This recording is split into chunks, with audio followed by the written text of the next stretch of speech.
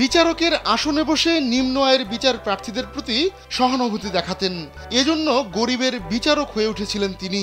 তাই অনলাইনে রাতারাতি পেয়েছিলেন খ্যাতি। অবশেষে ক্যান্সারের কাছে হেরে গেলেন সেই বিচারক ফ্র্যাঙ্ক ক্যাপ্রিও। ৮৮ বছর বয়সে মৃত্যু হয়েছে তার। ক্যাপ্রিও রোড আইল্যান্ডের একটি পৌরসভার অবসরপ্রাপ্ত বিচারক ছিলেন। পাশাপাশি তিনি কোর্ট ইন দ্য প্রভিডেন্স নামে একটি প্রোগ্রামের হোস্ট ছিলেন। ক্যাপ্রিওর অফিসিয়াল সোশ্যাল মিডিয়া অ্যাকাউন্ট থেকে বুধবার তার মৃত্যুর খবর নিশ্চিত করা হয়। সেখানে বলা হয়, প্যানক্রিয়াটিক ক্যান্সারের বিরুদ্ধে দীর্ঘ সাহসী লড়াইয়ের পর শান্তিপূর্ণভাবে তার মৃত্যু হয়েছে।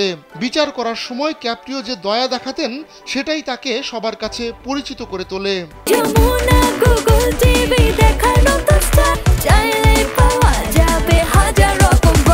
মৃত্যুর আগে গেল সপ্তাহে নিজের ফেসবুক অ্যাকাউন্ট থেকে সংক্ষিপ্ত এক ভিডিও পোস্ট করেন ক্যাপ্রিও। সেই ভিডিওতে ক্যাপ্রিও আবেদন জানান তাকে যেন সবাই তাদের প্রার্থনায় স্মরণ করে। কোর্টরুমে বিচারকের আসনে বসা অবস্থায় ক্যাপ্রিওর শো ধারণ করা হতো, আর সেই শোয়ের video clip সোশ্যালে crore crore view হতো। বিচার প্রার্থীদের প্রতি সহানুভূতি দেখানোর কারণে অন্য টিভি বিচারকদের চেয়ে আলাদা ছিলেন ক্যাপ্রিও। যারা সিগন্যাল ভাঙতেন কিংবা উচ্চ স্বরে গান বাজানোর কারণে তার কোর্টে হাজির হতেন, তাদের কম সাজায় পার করে দিতেন ক্যাপ্রিও। বিচারিক ব্যবস্থায় অসমতার মতো ইস্যু নিয়েও কাজ করার কারণে জনপ্রিয়তা পেয়েছিলেন ক্যাপ্রিও। তিনি মনে করতেন সবারই বিচার পাওয়ার অধিকার রয়েছে।